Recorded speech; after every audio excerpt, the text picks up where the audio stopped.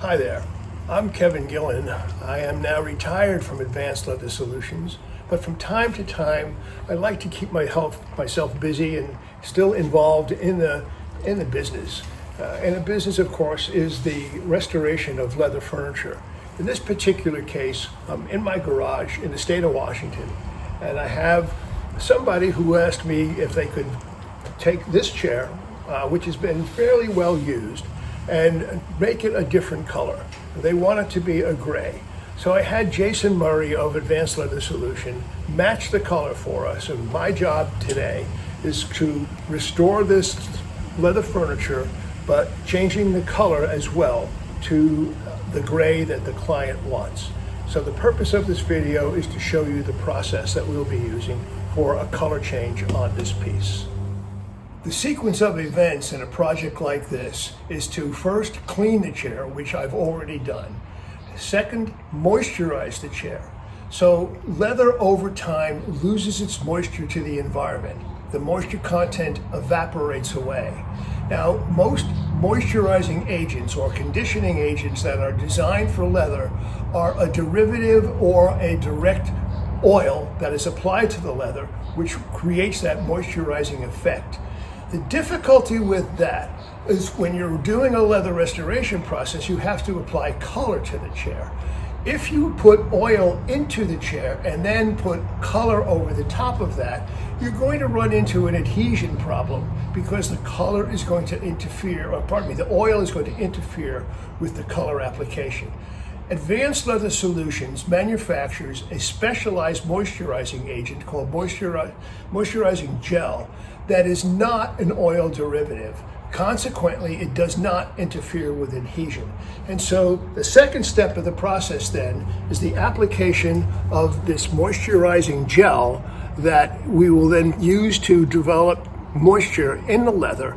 And then once that's done, we'll put it through its priming step. The priming step is what promotes quality adhesion. And then the final phase of the project is to apply the color. To prime the leather, I'm using a product from Advanced Leather Solutions called SG4. It is a general purpose primer designed for leather. I am putting the primer coat on with an exfoliating glove that I have on my hand. We call it a leather priming glove. And the primer, again, is SG4, and the process is very simple. What I do is I take a dollop of the primer, put it onto the glove, kind of move it around in the glove, and then scrub a section of the leather down. And I do that for all leather surfaces, and what it does is it establishes a base in the leather to make sure that the color coat is going to have proper adhesion. So I'm going to continue that process now.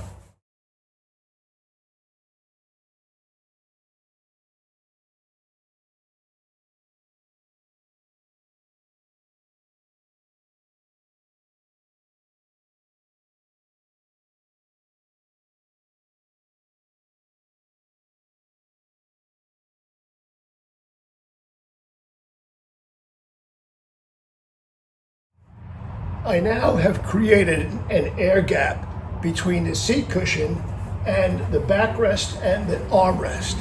And this is going to allow me to get the color down in so that when somebody sits on the piece and compresses the cushion, you're not going to see the red as I've already mentioned. Now there's some of these areas where the device I'm using to wedge open the leather is going to be covered, so I won't be able to color it, but it's really simple. With a small artist paintbrush with the color, I can dot in or paint in the areas that were protected by the wedge that would still show the red, and in the end basically have everything colored. So I'm going to let this sit for a little while as I'm waiting for the primer coat to fully dry. The primer coat, when it is fully dried, is still going to be slightly tacky to the touch. The purpose of that is to make sure that you have quality adhesion, that the color coat grabs a hold of the primer coat and ends up with something that's going to have long durability and consistency in the color without any peel-ups or any other kinds of issues that you would potentially have if you don't do the project properly. This is the color. Make sure that the color is well shaken. Color would separate over time. And what I like to do is I like to apply the color to a paper plate. And so for easy access with our applicator. So a little bit of color into the paper plate. Obviously seal it back up again so you avoid a spill. And then the tool that I really like to use is the standard grade foam brush. They're very inexpensive, but because they have a nice sharp edge up top and they've got a broad face to it, it allows for an even distribution of the color. And so the objective here then is to apply some of the color to the tip of the brush, like so, and then just do a simple wipe.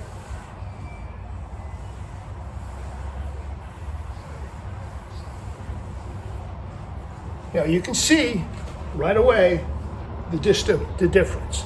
I'm going to now do the rest of the chair with one coat. It undoubtedly is going to require multiple coats because we are doing a color change. An objective here is to use a light-handed application. That way you avoid streaking and is much better served to get a finer finish if you're using light coats as opposed to trying to glom the color on all at once.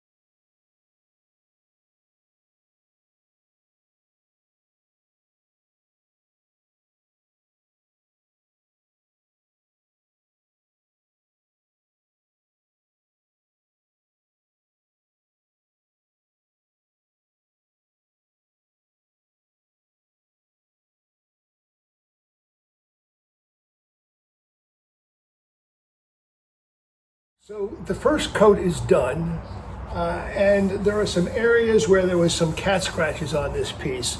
So I'm using a very gentle sanding to help knock down some of those cat scratches, and they may not even be visible in the video, but they're there, and the second coat of color is going to help disguise that too. So you can see that I've got some pretty decent coverage, although there are certain areas where I can see the underlying red color, and I will be addressing that. And certain areas that I didn't complete at all, like down in here or down in here, and I will be addressing that. And away we go.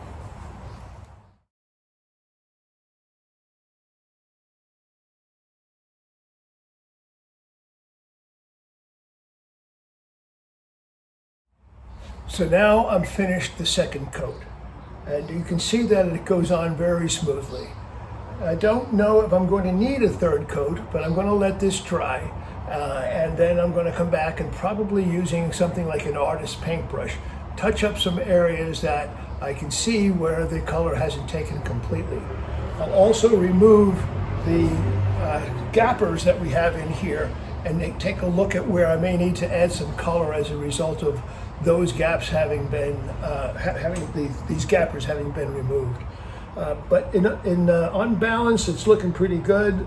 I think there may be some areas that will require a third coat, but otherwise coverage of these colors is just amazing. So you get a lot of yield out of the color. As you can see, I've moved from a red to a gray. You can go from a black to a white. It doesn't really matter because you have excellent coverage. The project is now complete. We have started the process by first cleaning and then moisturizing this chair. Remember, we used moisturizing gel, which will allow for proper adhesion even though we're injecting a moisture into the leather. We then primed the leather to make sure we had quality adhesion and then did the color coat. So this was a color change from red to this gray. And we've tested it for adhesion and everything looks great. So you can see the results yourself. To learn more about this process, look up Advanced Leather Solutions, where the website is advleather.com. My name is Kevin Gillen. I'm retired.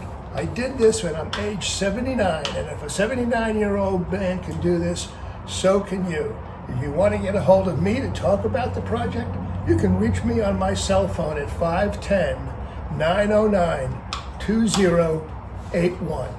I would hope that you will be able to accomplish something equally as good as this if you're using the products of Advanced Leather Solutions. Thank you.